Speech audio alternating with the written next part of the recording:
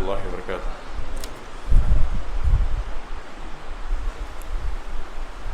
أعوذ بالله من الشيطان الرجيم. بسم الله الرحمن الرحيم.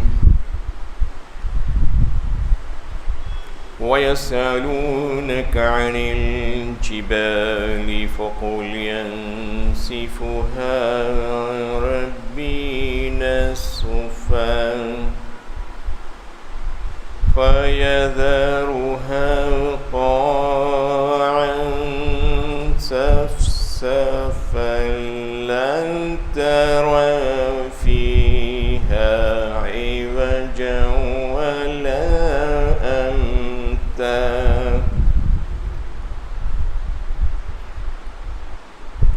يومئذ يتبعون الداعي لا عوج له وخشعت الأصوات للرحمن فلا تسمع إلا همسا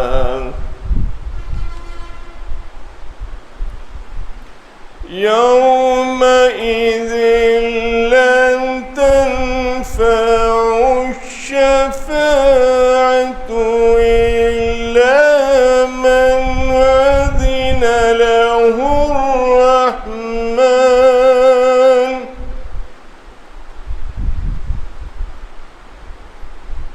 إلا من أذن له الرحمن ورضي له قولا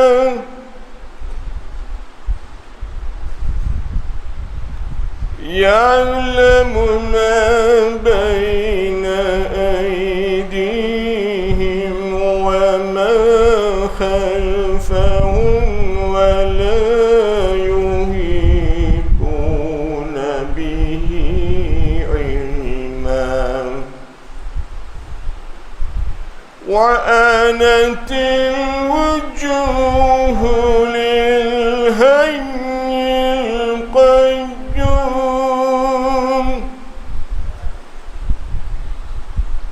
وقد خاب من حمل ظلما ومن يعمل من الصالحات وهو مؤمن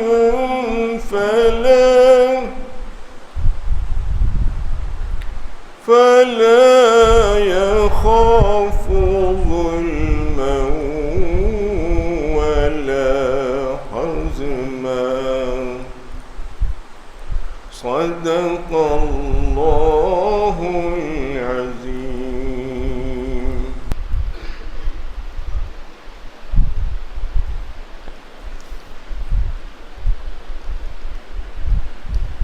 السلام عليكم ورحمة الله وبركاته. الحمد لله وحده والصلاة والسلام على من لا نبي بعده أما بعد فأعوذ بالله من الشيطان الرجيم بسم الله الرحمن الرحيم. ويسألونك عن الجبال فقل ينسفها ربي نسفا فيذرها قاعا سفسفا لا ترى فيها عوجا ولا أمتا إلى آخر الآية. صدق الله العلي العظيم وصدق رسوله النبي الكريم ونحن على ذلك من الشاهدين والشاكرين. اللهم ألهمنا رشدا وأعذنا من شرور أنفسنا. اللهم وفقنا لما تحب وترضى من القول والفعل والنية. رب اشرح لي صدري ويسر لي أمري واحلل عقدة من لساني يفقهوا قولي. آمين يا رب العالمين.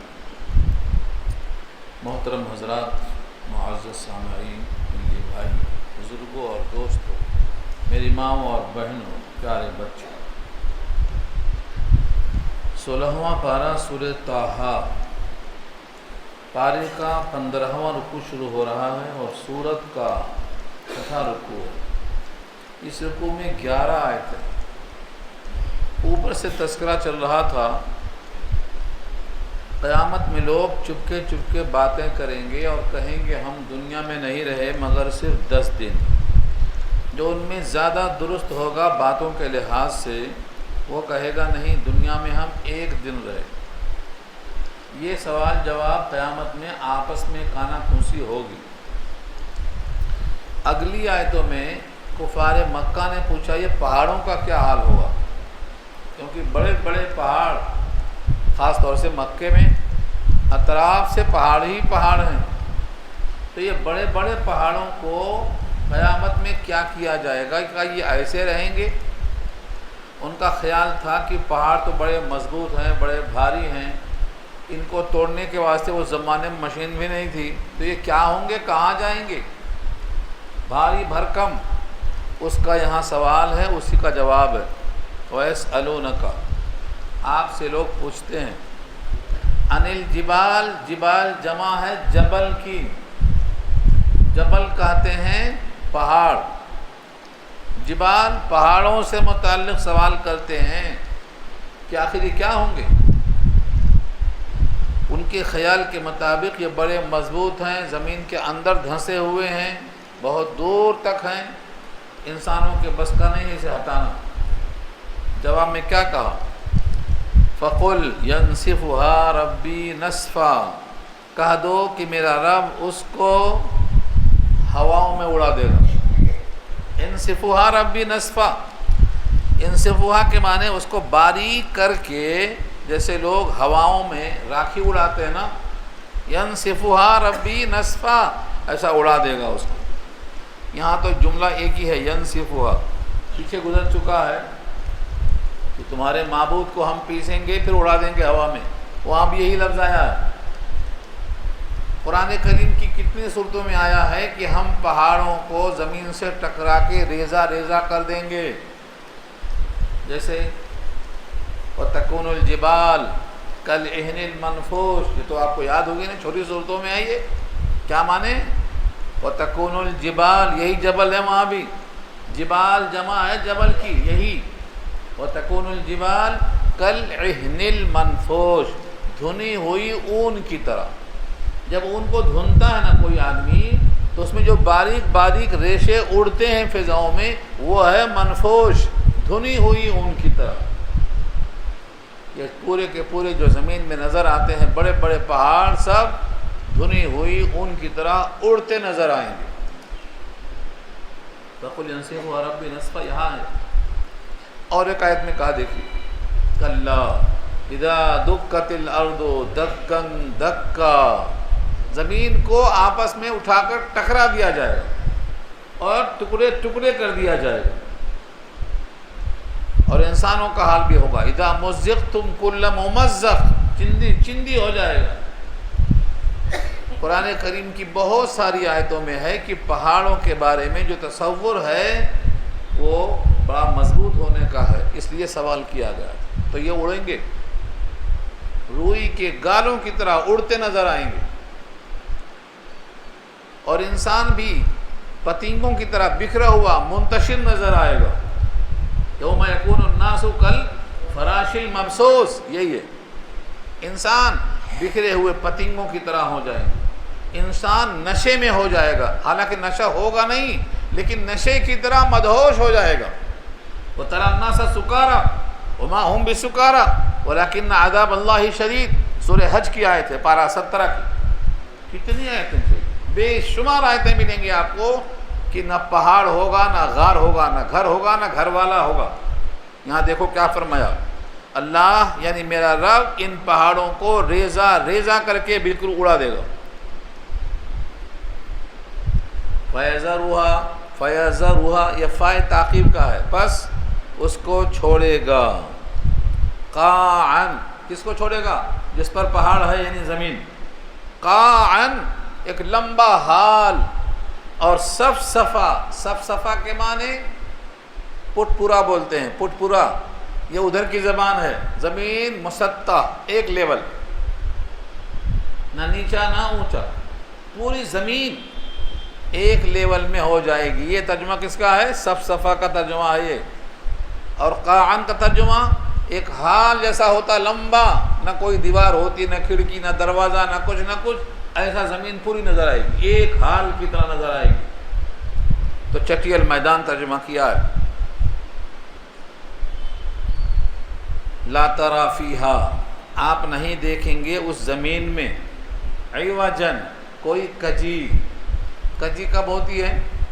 جب اس میں کوئی رکاوٹ ہو، دیوار ہو، پہاڑ ہو، غار ہو، گھر ہو، کچھ رکاوٹ ہوتی ہے تو اس کو عوج کہتے ہیں، ٹیڑھا پن، سیدھا نہیں ہے سڑک، کوئی چیز آ گئی سامنے، سڑک ٹیڑھی ہو گئی، تو جب تک کوئی چیز نہ ہو تب تک رکاوٹ نہیں ہوتی، اس کو عوج کہتے ہیں، ٹیڑھا پن۔ آپ دیکھتے ہیں سڑکوں پہ لمبی سڑک ہے، کوئی گھر آ گیا تو سڑک ٹیڑھی ہو گئی، یہ ہے اصل عوج، جو سورہ کہف میں آیا ہے، لم یجعل لہ عوجا، قرآن میں کوئی ٹیڑھا پن نہیں ہے، کوئی کجی نہیں ہے، بالکل سیدھا مضمون ہے۔ اس کے بعد فرمایا ولا امتا،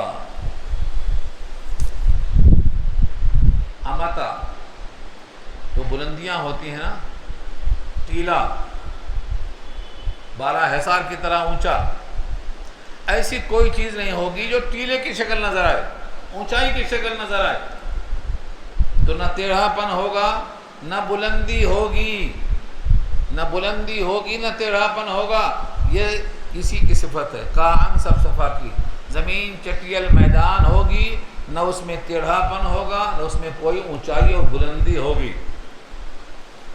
یومئذ یتبعون الداعی لا عوج لہ، جس دن اتباع کریں گے لوگ بلانے والے کی آواز پر، لبیک کہیں گے، لا عوج لہ، اس کے لیے کوئی کجی نہیں ہوگی، ادھر بلایا ادھر جا رہے ہیں۔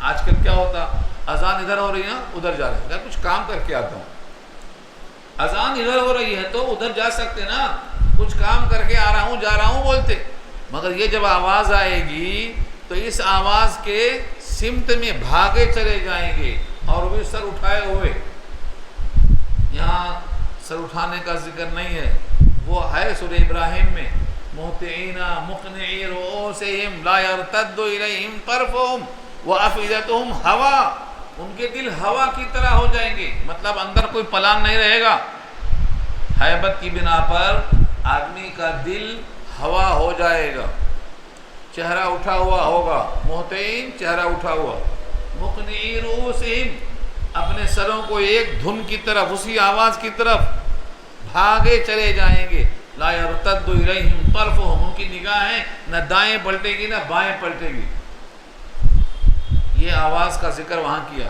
یہاں اشارہ اس کی طرف ہے، بلانے والے کی آواز پر پیچھے پیچھے چلے جائیں گے، لا عوج لہ، اس کے لیے کوئی کجی نہیں ہوگی کہ آواز ادھر سے آ رہی ادھر جا رہے ہیں، سیدھا آواز کی طرف۔ اس آواز کی وجہ سے لوگ کہاں جائیں گے؟ رب العالمین کے سامنے کھڑے ہوں گے، یوم یقوم الناس لرب العالمین، سب کے سب کھڑے ہوں گے رب العالمین کے سامنے، لباس نہیں ہوگا، جوتے چھوڑو، جوتے بھی نہیں، چپل بھی نہیں، جسم پر کپڑا بھی نہیں، بالکل پہلی بار جیسا پیدا ہوئے تھے ماں کے پیٹ سے، ختنہ بھی نہیں، یہ میں اپنی طرف سے نہیں بول رہا ہوں، سب موجود ہے لکھا ہوا، یعنی انسان اللہ کے پاس سے جیسا آیا تھا ایسا بالکل اللہ کے سامنے حاضر کیا جائے،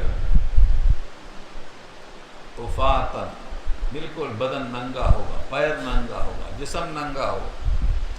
بی بی عائشہ فرماتی ہیں کتنا بے حیائی کا منظر ہوگا، حضور نے کہا بے حیائی کا منظر کوئی کسی کی طرف دیکھنے کے قابل نہیں ہوگا کہ نگاہیں اٹھا کر دیکھ سکتے، اتنا نفسی کا عالم ہوگا، اتنا خوف کا عالم ہوگا، کوئی کسی کی طرف دیکھے گا، یہ ہے لا عوج لہ، کوئی ٹیڑھا پن نہیں ہوگا، اسی آواز کی طرف بھاگے چلے جائیں گے۔ اور جتنے لوگوں کی آوازیں بہت زیادہ چلتی ہیں نا یہاں سب دب جائیں گے. دنیا میں بہت سی آوازیں اونچی چلتی ہیں. کبھی کبھی نبی کے خلاف بھی اونچی آوازیں ہو گئی تھیں، اللہ نے منع کر دیا تھا. سورہ حجرات میں دیکھ لو، لا ترفعوا اصواتکم فوق صوت النبی، نبی کی آواز پر اپنی آواز بلند مت کرو. اب آپ کہیں گے نبی تو اب ہے نہیں، نبی کا حکم تو ہے، نبی کے حکم پہ اپنا حکم مت چلاؤ، یہ بھی نکلتا وہیں سے. نبی کے مرضی کے خلاف اپنی مرضی مت چلاؤ، نبی کے حکم کے خلاف اپنا حکم مت چلاؤ، نبی کی سنت کے خلاف اپنی خواہشیں مت چلاؤ. یہ سب نکلتا وہاں سے، چھٹی نہیں ملنے والی. اگر آپ نے کلمہ پڑھا ہے تو کلمے کا تقاضا پورا کرنا پڑے گا. کلمے کا دوسرا جز ہے محمد الرسول اللہ، یعنی محمد صلی اللہ علیہ وسلم اللہ کے رسول ہیں. وہ جو کچھ کہتے ہیں وہ اللہ کا پیغام سناتے ہیں، تو پھر ان کے حکم کے خلاف اپنا حکم کیوں؟ محاسبہ کرنا اپنا. یہاں وہی کہا ہے وَخَشَعَتِ الْأَصْوَاتُ لِلرَّحْمَنِ، آوازیں پست ہو جائیں گی. خشعت، خشع کے معنی آواز پست ہو جانا. خشوع اسی سے بنا ہے. نماز میں جب خشوع ہوتا ہے تو کیا ہوتا ہے؟ کوئی نہیں بولتا، سب توجہ کے ساتھ سنتے ہیں، قاری کی آواز کو سنتے ہیں، تو وہ نماز میں خشوع ہے. یہاں ہے خشعت الاصوات، اصوات صوت کی جمع ہے، آوازیں چپ ہو جائیں گی. للرحمن، رحمان کے لیے، یعنی رحمان کی عزت کے لیے، رحمان کے غلبے کے لیے، رحمان کے احترام کے لیے، رحمان کے حکم کی تعمیل کے لیے سب کی آوازیں پست ہو جائیں گی.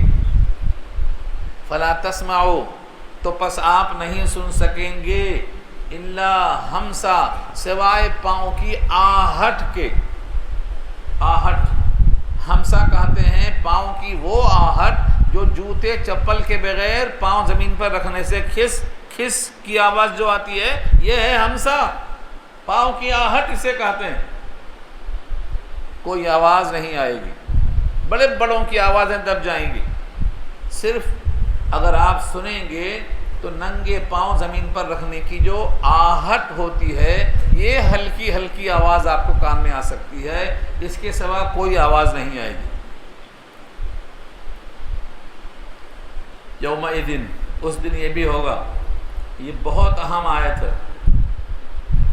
اہم تو پوری آیتیں ہیں، لیکن بعض میں عقیدہ ہوتا ہے، دھلائی ہوتی ہے، بعض میں صابن لگا کے، تینوں پال لگا کے استری ہوتی ہے، وہ ہے. ایسی دھلائی ہے کہ اگر آپ کا ہر آیت پر ایمان ہے اور یقیناً ہے تو پھر آپ غور کر لو ذرا اس آیت میں کیا کہا اللہ نے. اس دن یہ بھی ہوگا، سنو، لا تنفع الشفاعت، شفاعت نفع نہیں دے گی، الا من اذن له الرحمن، مگر وہ شخص جس کے لیے رحمان نے اجازت دی ہو. ورضی له قولا، اور راضی ہوا ہو اس کے لیے بات کرنے کے حق میں. اللہ سب سے بات نہیں کریں گے، سب کے لیے بات چیت نہیں ہوگی. بعض جب پکاریں گے تو اللہ فرمائیں گے چپ بیٹھو، اور وہ بھی فرشتوں سے کہیں گے، داروغ جہنم میں کہیں گے اخسؤوا فیہا، پڑے رہو منہ بند کر کے، ولا تکلمون، مجھ سے بات بھی مت کرو. اخسؤوا فیہا ولا تکلمون، چپ چاپ پڑے رہو، مجھ سے بات بھی مت کرو.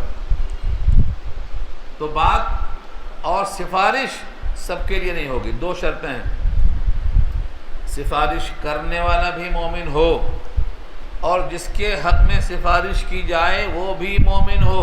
دو ہو گیا. اور نمبر 3 کیا ہے؟ اللہ کی اجازت ہو، ہاں بول سکتے ہیں آپ. بہت سے لوگ یہیں دیکھ لیتے ہیں، پارلیمنٹ میں اگر اجازت نہیں ملتی ہے تو موضوع پر بحث ہی نہیں کرنے دیتے، چپ بیٹھو بولتے، بات ہی نہیں کرنے دیتے. بڑے بڑے سنسد میں بڑے بڑے ایم پیز کو ترستا دیتے ہیں، بات نہیں کرنے دیتے. دنیا والوں کا یہ حال ہے، جب بات نہیں کرنے دیتے، جبکہ یہاں کوئی وصول نہیں ہے، کوئی ضابطہ نہیں ہے. جس کی چلتی ہے خوب چلاتا ہے، اور جس کی نہیں چلتی ہے چپ بٹھایا جاتا ہے. ہاں عجب دستور زباں بندی ہے تیری محفل میں. یہاں تو بات کرنے کو ترستی ہے زبان میری، لوگ بول نہیں سکتے۔ تو دنیا والوں کا یہ حال ہے، اللہ کے سامنے تو کوئی بڑا چھوٹا ہے ہی نہیں، وہاں تو کسی کی چلنے والی نہیں، وہاں تو کوئی چھوٹا بڑا ہے ہی نہیں، سب ایک ہی نام پہ تولے جائیں گے۔ وہ ایک تولہ کیا ہے؟ وہ تول تقویٰ۔ تقویٰ کتنا ہے؟ بس اللہ بالتقویٰ، تقویٰ سے تولا جائے گا۔ تقویٰ جتنا زیادہ ہے اتنا اکرم عند اللہ ہے، اور تقویٰ جتنا کم ہے اتنا ذلیل ہے اللہ کے پاس۔ وہ تقویٰ ضروری ہے۔ تقویٰ مانے اللہ سے ڈرنا، اتنا ڈرنا کہ جہاں جانے سے روکا ہے وہاں نہیں جانا، جہاں جانے کا حکم دیا ہے وہاں جانا، جس سے راضی ہوتا ہے وہ کرنا، جس سے ناراض ہوتا ہے وہ نہیں کرنا۔ اتنا ڈر آ گیا تو بس ہے، کافی ہے۔ اس نے جو کہا ہے کہ حرام ہے نہیں کھانا، چھوڑ دینا۔ اس نے کہا یہ کھانا حلال ہے، کھا سکتا، یہ پہننا یہ نہیں پہننا، ایسا لیٹنا ایسا نہیں لیٹنا، طریقہ بتانے کو محبوب کو بھیج دیا، جاؤ لیٹ کے بتا دو۔ اللہ کے نبی نے لیٹ کے بتا دیا، ایسا لیٹو، چت نہیں پٹ نہیں، داہنی کروٹ لیٹو بائیں کروٹ لیٹو، کھانا اکڑو بیٹھ کے کھاؤ، 3 انگلیوں سے کھاؤ، 1/3 کھاؤ، ایک میں پانی رکھو ایک میں ہوا آنے دو۔ یہ سب بتا کے گئے، لیکن ہم خالی مسلمان ہیں، سننے کو تیار نہیں، سنت پہ کرنے کو تیار نہیں ہے، اس لیے بیماریوں سے گھرے ہوئے ہیں، بیماریوں سے گھرے ہوئے ہیں، اللہ کی رحمت سے دور ہو جا رہے ہیں۔ یہاں ایک بہت اہم بات ہے، سفارش کرنے والا نفع نہیں دے گا۔ نفع کیوں نہیں دے گا؟ اجازت کیوں ہوگی؟ میں اس کو آپ واضح کرتا ہوں۔ یومئذ، اس دن، لا تنفع الشفاعت، نفع نہیں دے گی سفارش۔ عربی میں شفاعت کہتے ہیں، اردو میں سفارش کہتے ہیں، نفع نہیں دے گی۔ الا من اذن له الرحمن، مگر اس شخص کے حق میں سفارش نفع دے گی جس کے لیے رحمان نے اجازت دے دی ہو۔ تو سفارش کرنے والے کو شفیع کہیں گے، اور جس کے لیے سفارش کی جائے اس کو مشفوع لہو کہیں گے، مشفوع لہو۔ اجازت کس کے لیے ہوگی؟ جس میں ایمان ہوگا، ایمان ہوگا سفارش ہوگی۔ اور صرف ایمان نہیں، رضیہ، راضی بھی ہوگا اس کے لیے اللہ، رضیہ لہو، راضی ہے اس کے لیے، قولاً بات کرنے کو، بولنا پسند کر لیا اللہ نے۔ مولانا ادریس صاحب کاندھلوی رحمۃ اللہ علیہ اپنی معرفت القرآن میں لکھتے ہیں، ان کی بھی معرفت القرآن ہے، 8 جلدوں میں ہے، بہترین عالم، بہترین تفسیر۔ وہ اپنے تفسیر میں لکھتے ہیں، اجازت لینے کی ضرورت کیوں پیش آئے گی؟ کیونکہ آدمی کا تقویٰ سفارش کرنے والے کو نظر نہیں آئے گا۔ ہم تو سمجھتے ہیں تو بہت بڑا علامہ ہے، بہت بڑا بزرگ ہے، لیکن وہ اندر سے بزرگ نہیں ہے، مکار ہے، تو کیا کریں گے آپ؟ اللہ کو سب معلوم ہے دل میں کیا ہے، کس کا تقویٰ کس لیول کا ہے۔ اللہ اجازت دے دیں گے، ہاں یہ اس قابل ہے کہ اس کی سفارش کی جائے، یہ بخشا جائے گا، یہ جنت کے لائق ہے۔ یہ کون بتائے گا؟ اللہ بتائیں گے۔ اس واسطے اجازت لینے کی ضرورت پیش آئے گی، کیونکہ عام سفارش کرنے والا اوپر دیکھے گا، اس کے اندر کا جو حال ہے، اس کے جو قلب کی کیفیت ہے، اس کے دل میں جو گہرائی اور عظمت ہے، اس کے اندر جو نور ایمان کا لیول ہے، وہ عام نظر کہاں سے آئے گا؟ وہ اس لیے پوچھنا پڑے گا، اللہ اس کی اجازت ہے کیا؟ اللہ فرمائیں گے ہاں یہ جنت کے لائق ہے، سفارش کر سکتے ہو اس کی۔ اور جس کے بارے میں اللہ فرمائیں گے یہ جنت کے قابل نہیں ہے، اس کے واسطے سفارش نہیں کر سکتے، تو سفارش نہیں کی جائے گی۔ یہ قرآن میں مضمون کئی جگہ آیا ہے، سورہ شورى میں بھی آیا ہے۔ ایسا کوئی شفیع نہیں ملے گا جس کی بات مان لی جائے، تو اللہ اجازت دے دیں گے۔ اگر کسی انسان کے اندر ایمان رائی کے دانے کے برابر ہے، رائی کے دانے کے برابر، سرسوں کے دانے کے برابر، تو وہ بھی اپنے ایمان کے بدلے میں جنت میں ضرور آئے گا۔ اب گناہوں کی دھلائی ہو سکتی ہے، معافی ہو سکتی ہے، سفارش ہو سکتی ہے، اصل کوشش کرنا ہے اول مرحلے میں داخلہ جنت میں مل جائے، جا کے نہ آنا پڑے اور حالین کی جگہ پہ، دھلائی کی جگہ جا کے آنا نہ پڑے۔ تو اول مرحلے میں جانے کے لیے، تقویٰ کا لیول بڑھانے کے لیے سنت کی نقل کرنا ہر معاملے میں۔ یہ نہیں سمجھنا یہاں سنت ہلکی ہے چھوڑ دو، نہیں، سنت ہر جگہ تگڑی ہے، سنت کہیں بھی چھوڑنے کے لائق نہیں ہے۔ ہم سمجھتے ہیں اس زمانے میں نہیں چلے گا، ہر زمانے میں چلے گا۔ یہ قرآن اور سنت کا سکہ ہر زمانے میں چلے گا، مشقت بڑھ جائے گی مگر چلے گا ہر زمانے میں۔ سنت کا لیول یہ ہے کہ وہ اللہ کو محبوب ہوگا، تو اجازت لینا پڑے گا کہ اس کی سفارش ہو نہ ہو۔ کچھ لوگ جنت میں جانے سے پہلے جہنم میں جائیں گے دھلائی کے لیے، لوگ سفارش کر کر کے ان کو لائیں گے جنت کی طرف، لیکن کچھ لوگ جہنم میں ایسے ہوں گے کہ ان کا نور ایمان اتنا کمزور ہوگا کسی کو نظر ہی نہیں آئے گا، کوئی سفارش نہیں کرے گا ان کی، مگر ہے نور ایمان اتنا کمزور کہ کسی کو نظر نہیں آیا کہ سفارش کرے، تو کیا وہ نور ایمان ضائع ہو جائے گا؟ مشکات میں روایت ہے، اس حدیث کو غور سے سننا، اس امت کے فضائل کے بارے میں ہے، باب ثواب ہذہ الامہ، اس امت کے ثواب کے بیان میں فرمایا کچھ لوگوں کا نور ایمان کسی کو نظر نہیں آئے گا، تو اللہ رب العزت ان کمزور ایمان والوں کو اپنے دونوں ہاتھوں سے لب بھرنا، جس کو بولتے ہیں دونوں ہاتھ ملائے تو چلو بنتا، اس کو لب بھرنا کہتے ہیں عربی میں، لب بھر کے نکالیں گے اس میں جنت سے فیضیاب ہونے کے لیے، ان کو نکالیں گے، ان کی دھلائی ہوگی، نہر حیات میں داخل کریں گے۔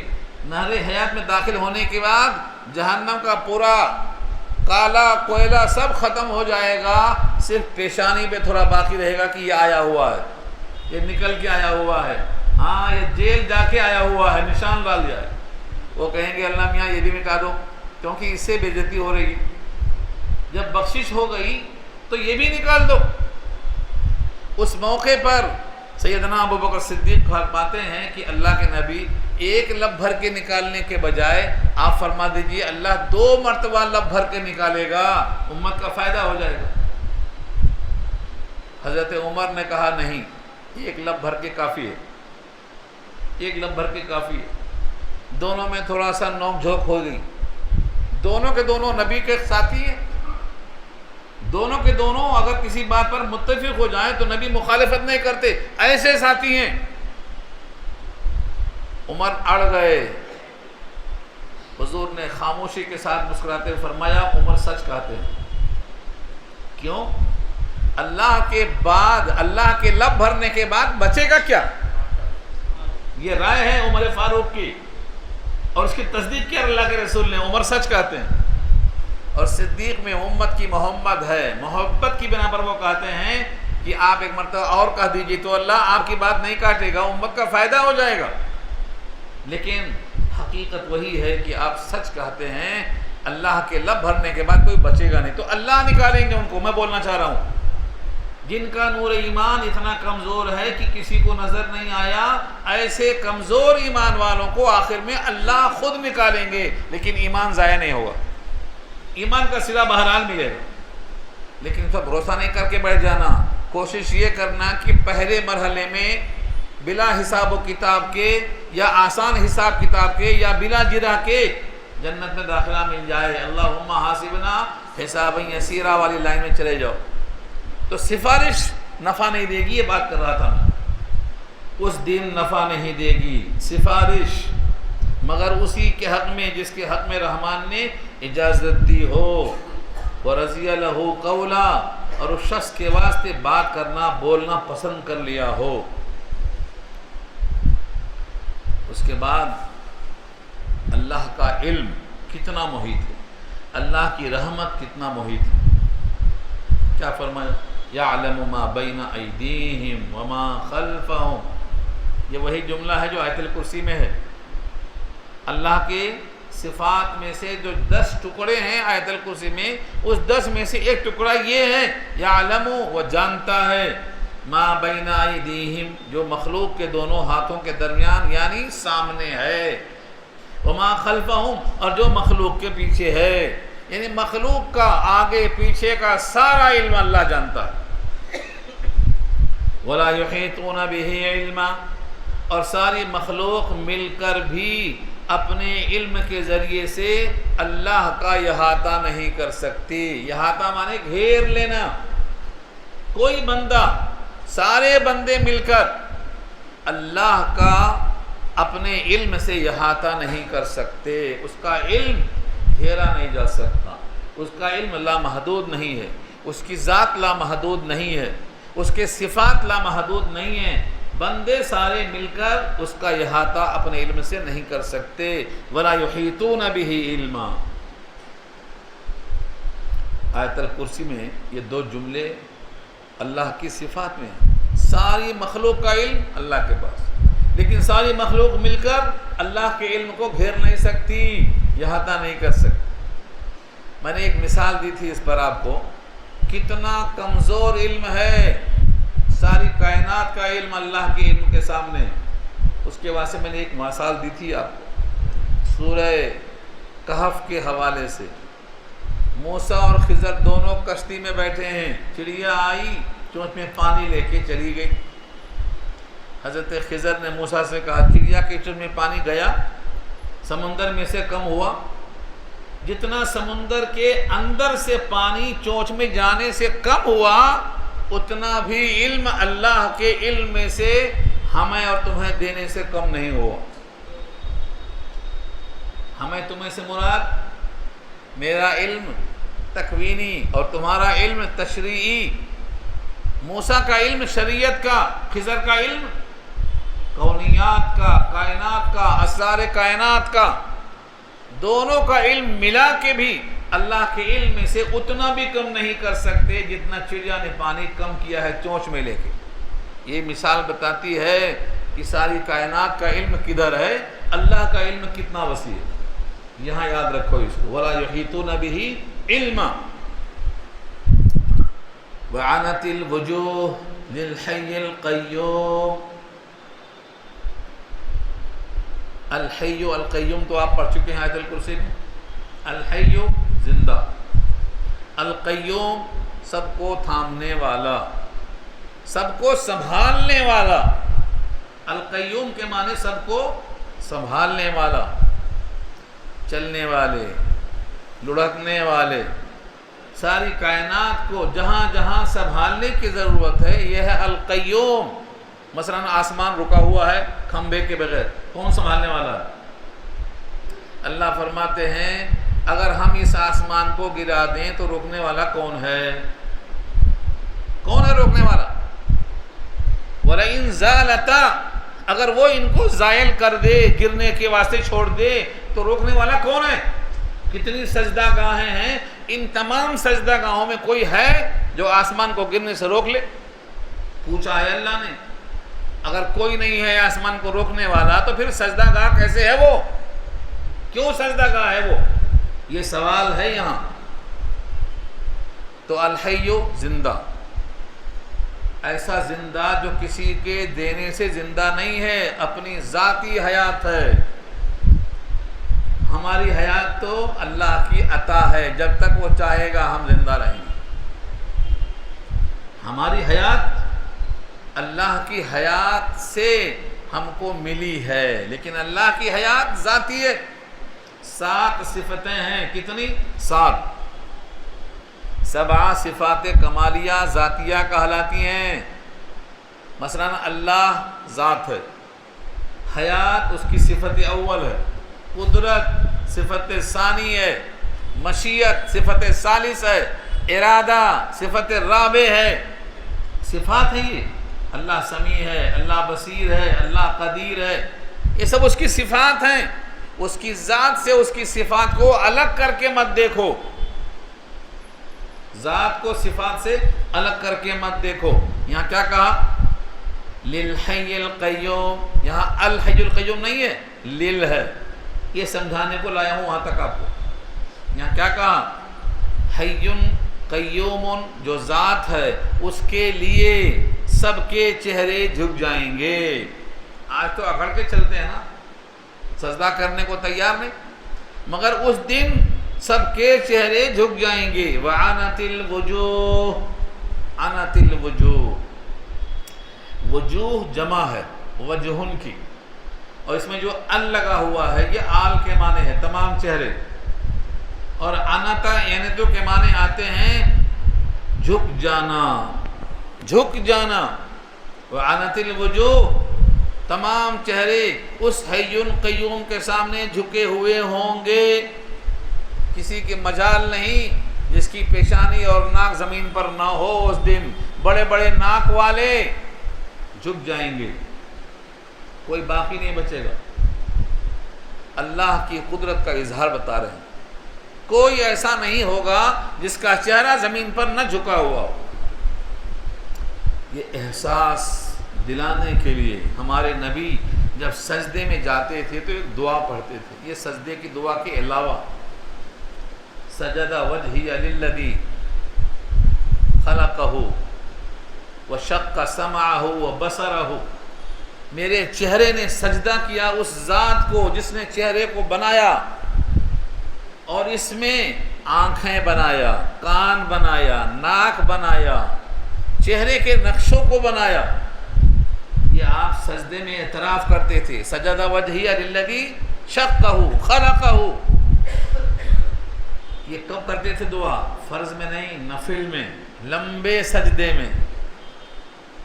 لمبے سجدے میں احساس اپنے لیے کہ آپ میرے خالق اور مالک ہیں.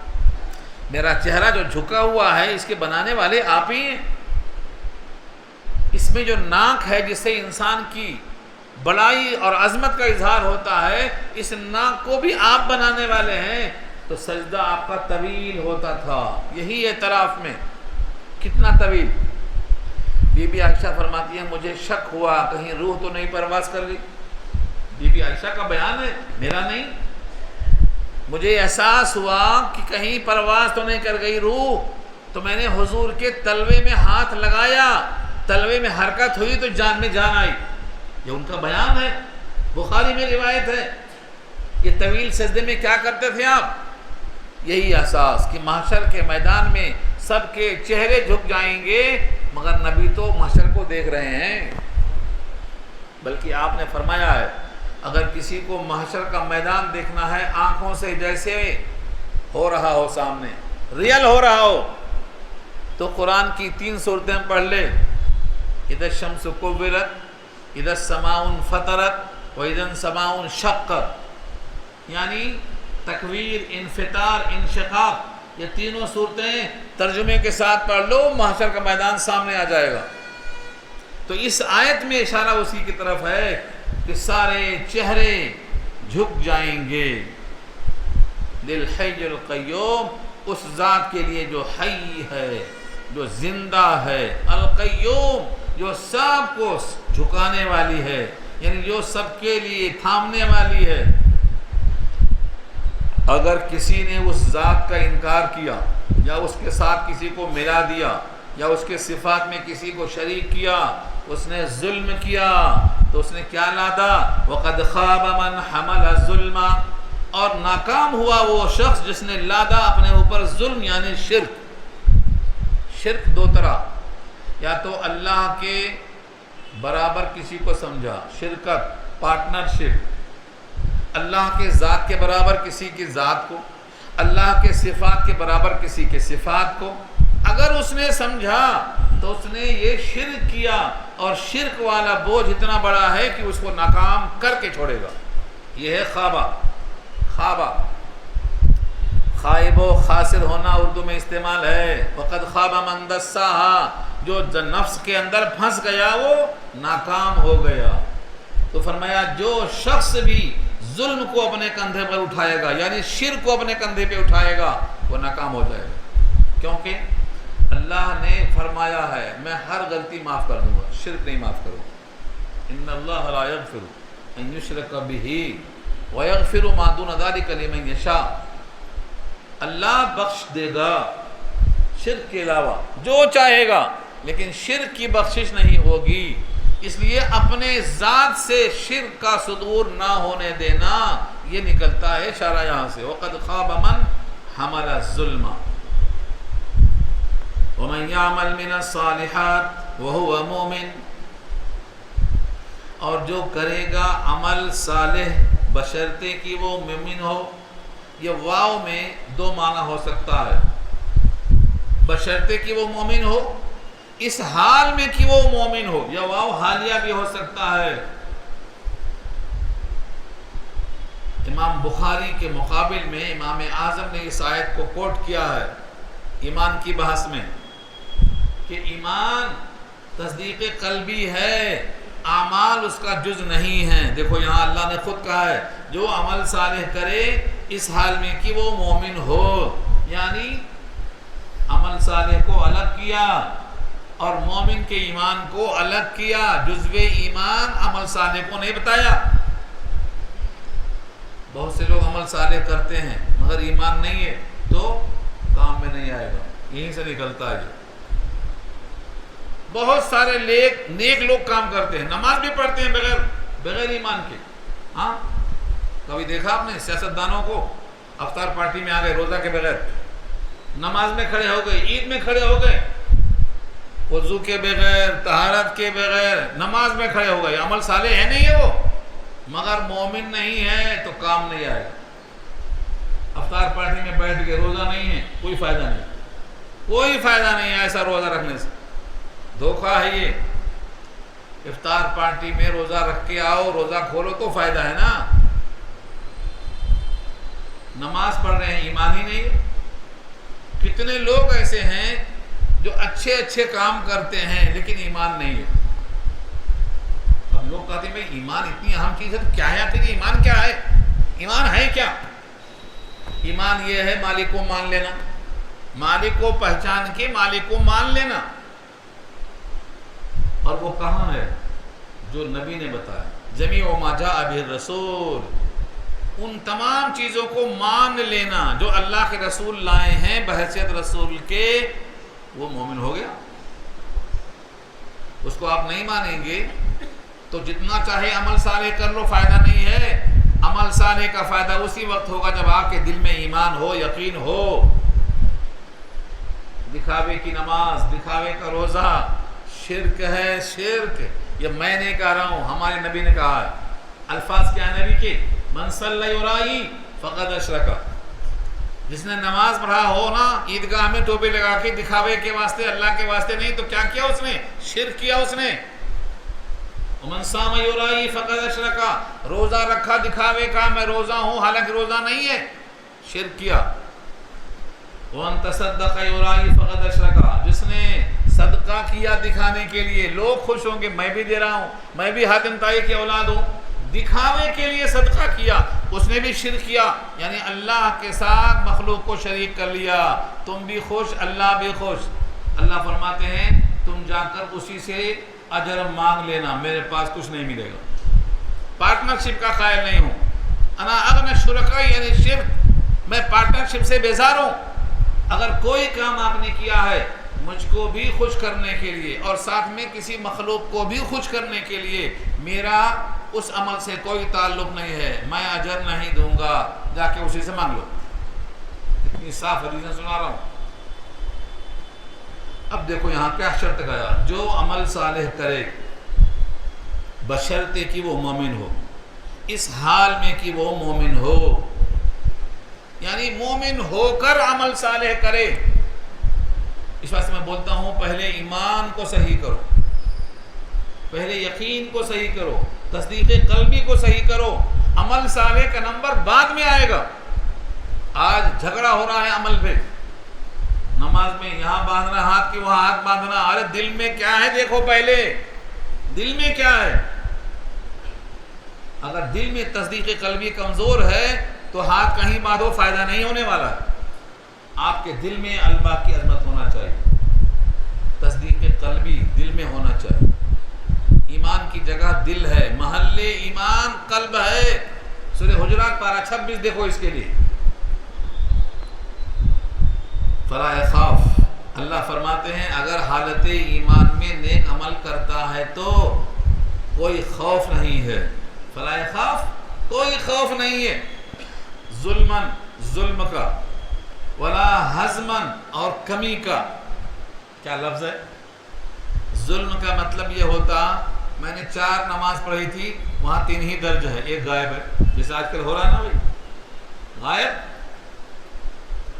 تو ظلم کہہ کے بتا دیا تمہارے کسی عمل کو وہاں مائنس نہیں ملے گا. تمہارا ذرہ برابر عمل ہے تو وہاں تم دیکھو گے فَمَن يَعْمَلْ مِثْقَالَ ذَرَّةٍ خَيْرًا يَرَهُ، اور اگر شر ہے ذرہ برابر اس کو بھی دیکھے گا. یہ ہے ترجمہ اس کا. ظلم کا، ظلم نہیں ہوگا، ظلم کا خوف نہیں ہوگا. آپ اگر تہجد پڑھتے ہیں وہاں مائنس نہیں ہوگا. آپ نے جو کچھ دنیا میں نیک عمل کیا ہے اس کے کمی کا خوف نہیں رکھنا، پورا ملے گا.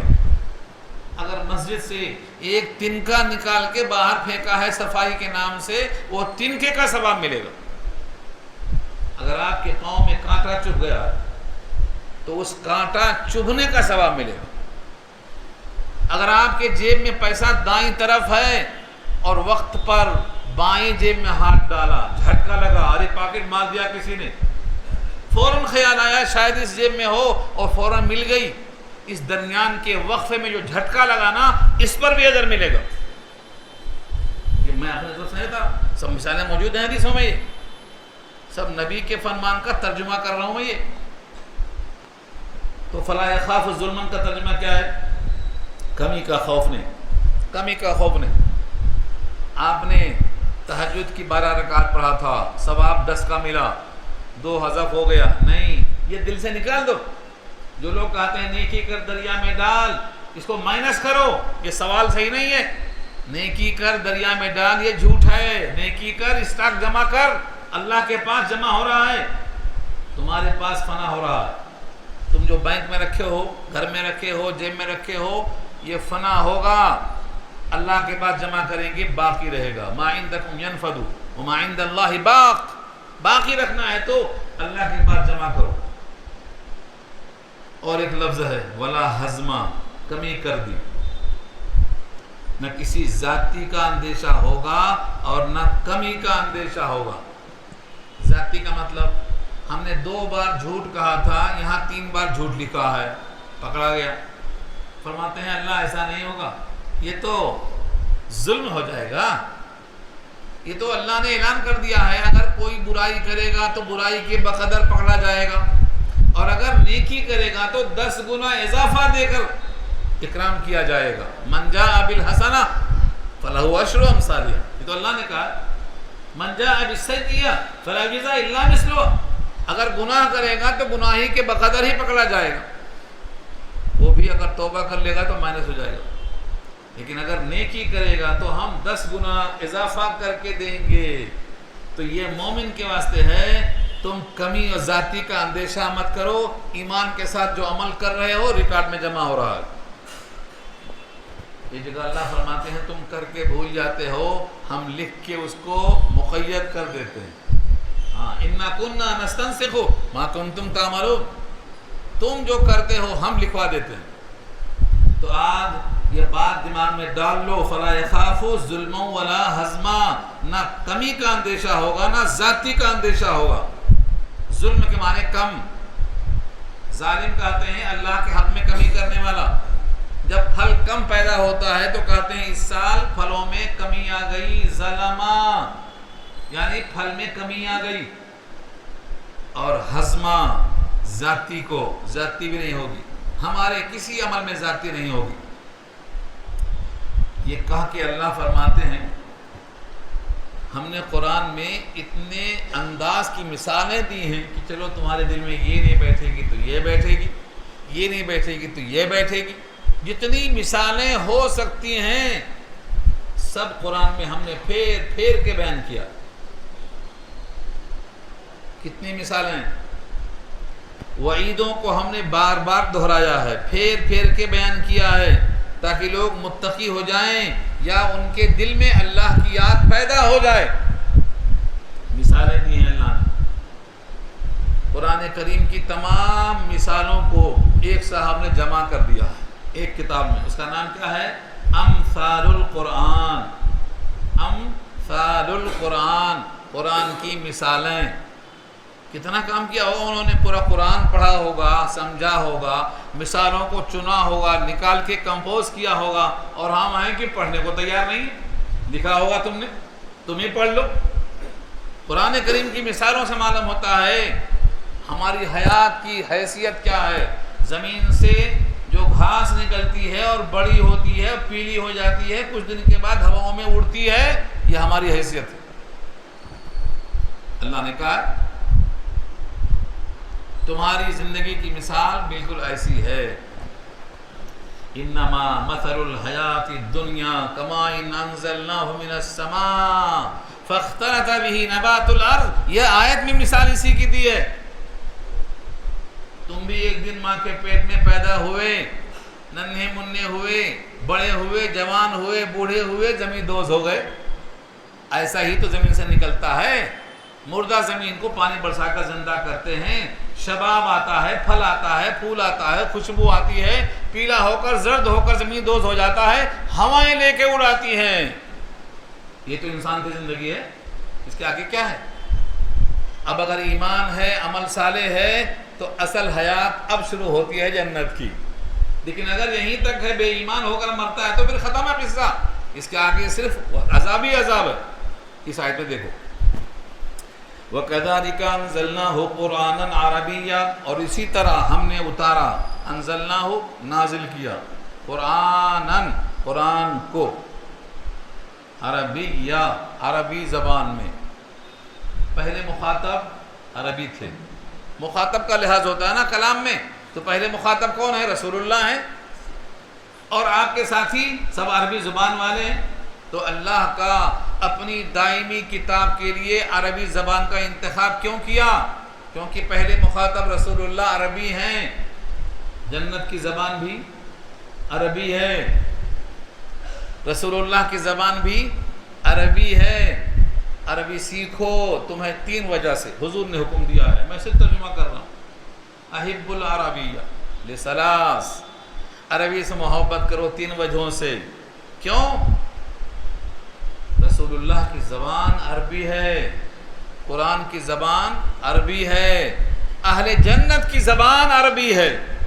اس لیے تم عربی سیکھو. تمہیں عربی سے محبت ہونا چاہیے.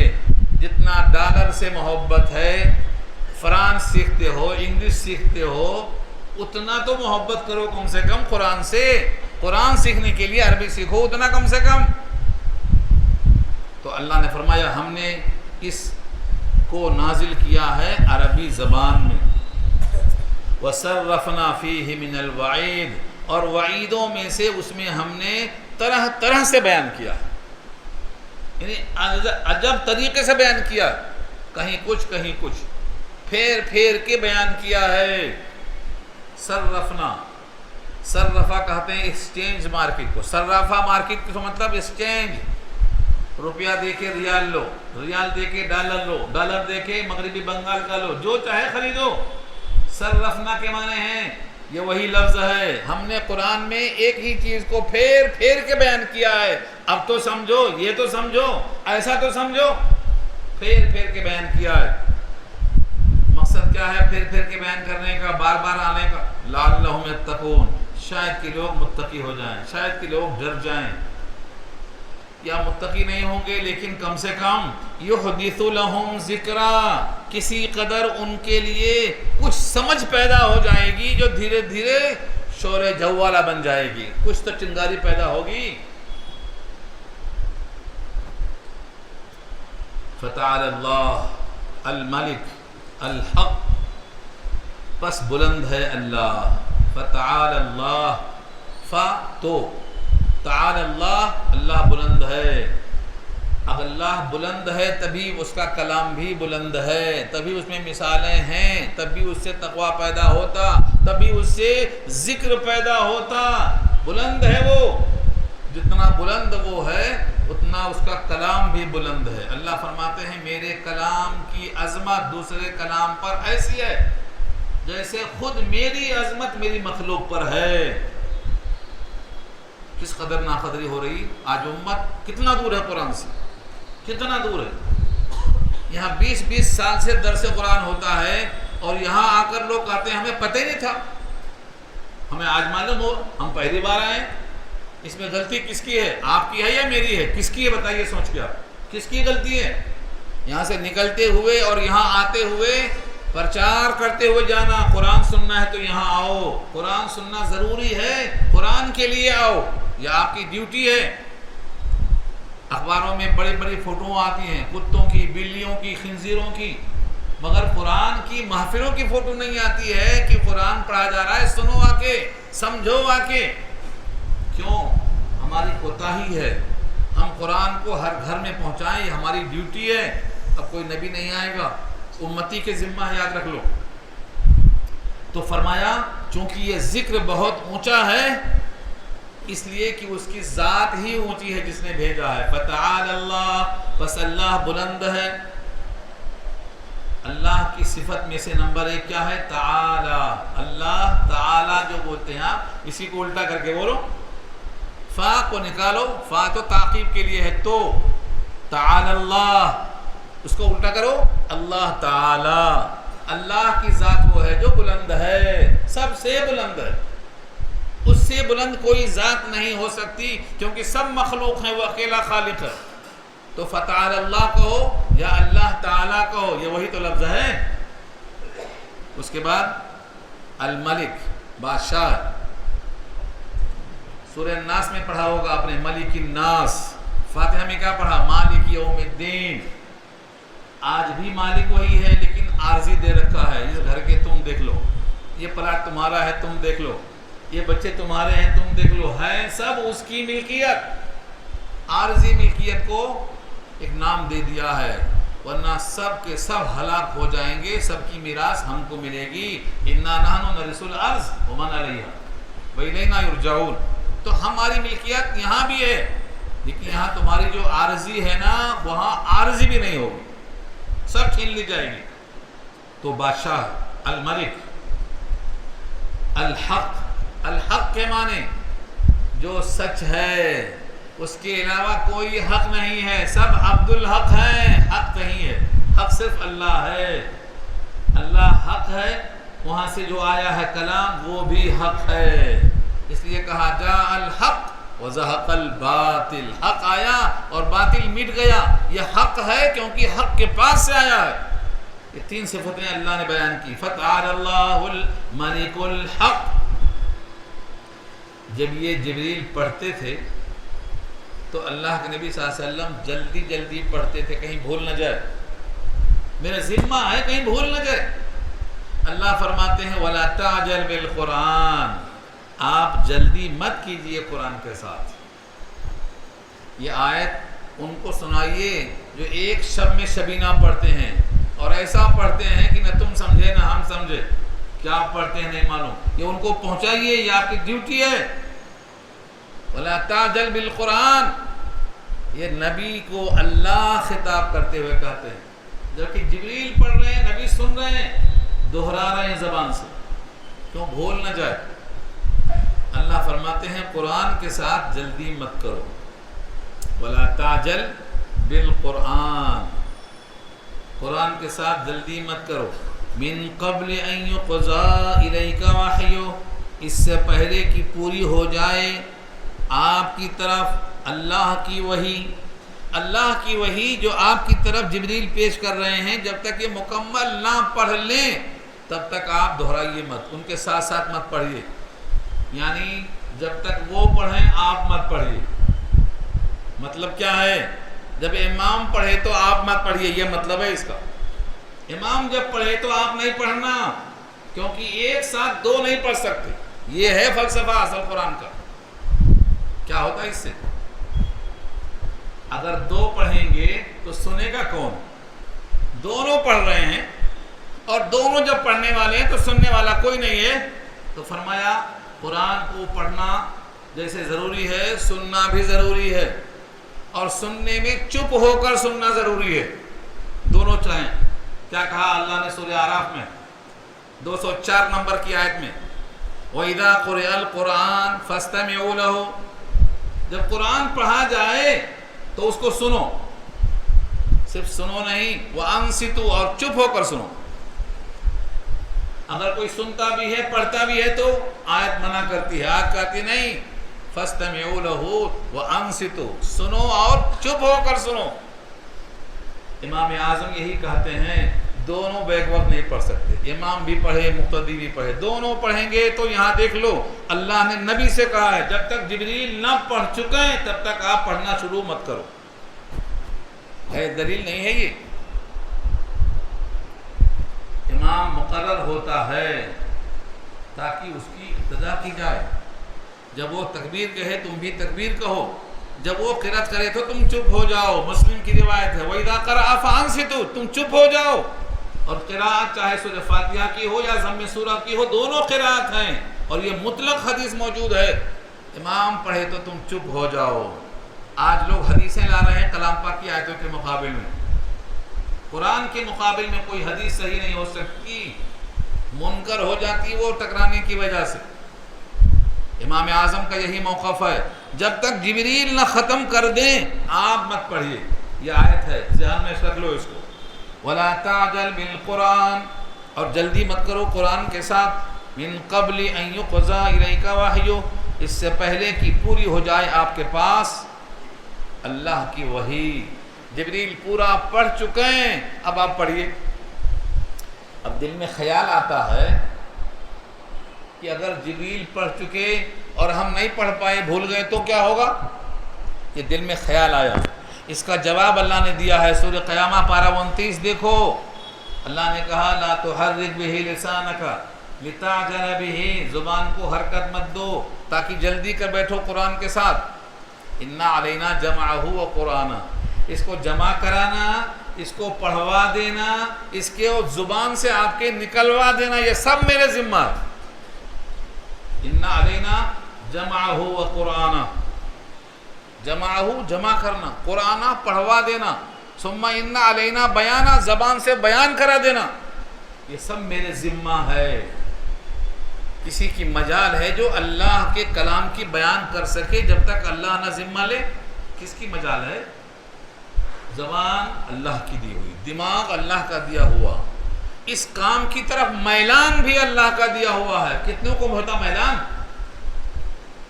دل میں میلان ہوتا نا، قرآن پڑھیں گے، قرآن پڑھائیں گے، قرآن سیکھیں گے، یہ میلان کون ڈالتا ہے؟ ایک فارسی کے شعر میں رومی کہتا ہے، بڑی پیاری بات کہا، ہر کسیرا بہر کائے ساختن میل اورا دردلش انداختن، ہر انسان کو اللہ نے ایک کام کے لیے پیدا کیا ہے اور اس کام کا میلان بھی اس کے دل میں ڈالتا ہے۔ کسان کو کون بولتا ہے دھوپ میں جاؤ بیلوں کے ساتھ؟ اس کے دل میں کون ڈالتا ہے؟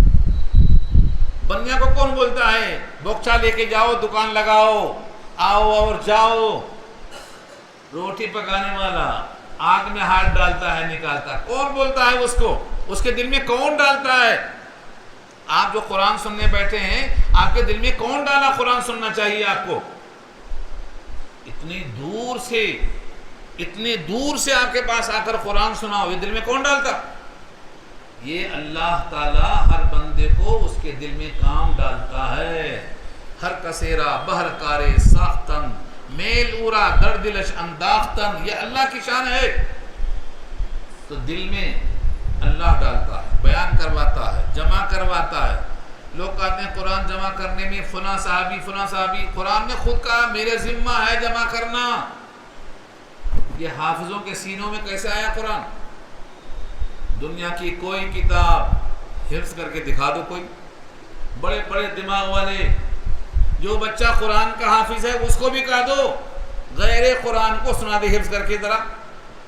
یہ حافظے کا کمال نہیں ہے، نہ وہ بچے کا کمال ہے، نہ استاد کا، نہ شاگرد کا، یہ قرآن کا معجزہ ہے۔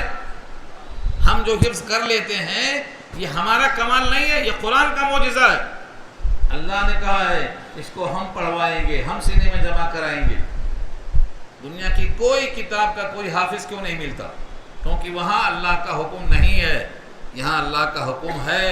ہم اس کی حفاظت کریں گے اور ذریعہ ننھے منھے بچوں کا سینہ اور زبان ہوگی، یہ ہماری ذمہ داری ہے۔ تو یہاں اگلا جملہ اللہ فرماتے ہیں اگر بھولنے کا شبہ ہو جائے تو آپ کیا کرو؟ وَقُلْ اور کہو ربی زدنی علما، اے میرے رب میرے علم میں اضافہ کر دیجئے۔ یہ دعا ہے۔ اگر کوئی انسان کلام پاک کو یاد کرتا ہے بھول جاتا ہے تو یہ دعا پڑھنا ہے، ساتھ ساتھ نہیں پڑھنا ہے، بعد میں پڑھنا ہے اور اللہ سے دعا کرنا ہے کہ دل میں ڈال دیجئے قل ربی زدنی علما، اے میرے رب میرے علم میں اضافہ کر دے۔ اس کے ذریعے سے اللہ علم میں اضافہ کرتے ہیں۔ اس کے بعد اللہ نے ایک واقعہ بیان کیا ہے۔ ہم نے عہد کیا تھا، یعنی آدم کو پختہ حکم دیا تھا اس جنت میں جہاں چاہے رہو، یہ درخت کا پھل نہیں کھانا۔ وعدہ تھا نہیں تھا؟ پہلے پارے میں آ چکا۔ اللہ تعالیٰ نے یہ فرمایا کہ ہم نے عہد کیا تھا، یعنی پختہ حکم دیا تھا یہ درخت کا پھل نہیں کھانا، لا تقربا ہذہ الشجرۃ، قریب بھی نہیں جانا اس درخت کے، مگر آدم چلے گئے اور کھا لیا۔ آدم بھول گئے، نافرمانی کا پختہ ارادہ نہیں تھا، بھلائے کیسے؟ آدم کیسے بھولے؟ حوا ساتھ تھیں، شیطان نے کہا یہ درخت کا پھل کھا لو تو ہمیشہ جنت پہ رہو گے، تم کو منع اسی واسطے کیا ہے، باہر نکالنا ہے تمہیں، اس جنت سے باہر نکالنا ہے، اور یہ پھل کھائیں گے تو ہمیشہ اندر رہیں گے، اس کی تاثیر ہے یہ۔ بیگم نے کہا کھا لو نا، کتنی اچھی بات ہے۔ ہاں، آدم حوا کے بولنے سے دونوں کھائے، فَأَكَلَا مِنْهَا، دونوں اس پھل سے کھائے، فَبَدَتْ لَهُمَا سَوْآتُهُمَا، ستر کھل گیا، لباس شاہی گر گیا۔ یہ اشارہ یہاں ہے، تفصیل کہاں ہے؟ سورہ بقرہ میں گزر چکی ہے۔ تو کہا ہم نے عہد لیا تھا آدم کی طرف، یعنی ان کو حکم دیا تھا من قبل، اس سے بہت پہلے، مطلب شروع زمانے میں، دنیا میں آنے سے پہلے۔ فنسیا، بھول گئے، نسیان مانے بھول گئے۔ فنسیا آدم بھول گئے، یہ دوسری آیت میں آیا ہے فنسیا آدم۔ وَلَمْ نَجِدْ لَهُ عَزْمًا، اور ہم نے نہیں پایا ان کے لیے عزم، یعنی حکم توڑنے کا عزم نہیں تھا، بھول سے ٹوٹ گیا، یعنی نافرمانی کرنے کا ارادہ نہیں تھا، ٹوٹ گیا۔ تو بعض دفعہ انسان جب بھول جاتا ہے اور اللہ کی نافرمانی ہو جاتی ہے، تو جیسے آدم نے کہا تھا ربنا ظلمنا انفسنا، ایسا ہم بھی کہہ کے توبہ کر لیں، اور ابلیس کی طرح اڑ جانا مردود ہونے کا سبب بن جائے گا۔ شیطان کو اللہ نے کہا سجدہ کر لو، اس نے کہا میں سجدہ نہیں کروں گا، تو کیا ہوا؟ مردود ہو گیا۔ بعد میں بہت رویا، لوگوں نے کہا اب تو قبر کو سجدہ کر لو، رونے کی کیا بات ہے؟ اس نے کہا تم بھی عجیب آدمی ہو، زندہ تھے تو سجدہ نہیں کیا، اب مر گئے تو قبر کو سجدہ کروں گا۔ یعنی ابلیس بھی قبر کو سجدہ کرنے کو تیار نہیں ہے، لیکن کلمہ پڑھنے والا قبر کو سجدہ کرنے کو برابر تیار ہے۔ کہاں پہنچ گئے ہم؟ دیکھو انجام ہمارا کہاں تک گیا ہے۔ تو یہ عہد کی طرف اشارہ ہے۔ اب یہ پورا واقعہ یہاں سے اللہ خود سنائیں گے، رکوع پورا ہو گیا ہے، یہاں سے اگلا رکوع شروع ہو رہا ہے، اور آپ کا ٹائم بھی الحمدللہ مکمل ہو گیا۔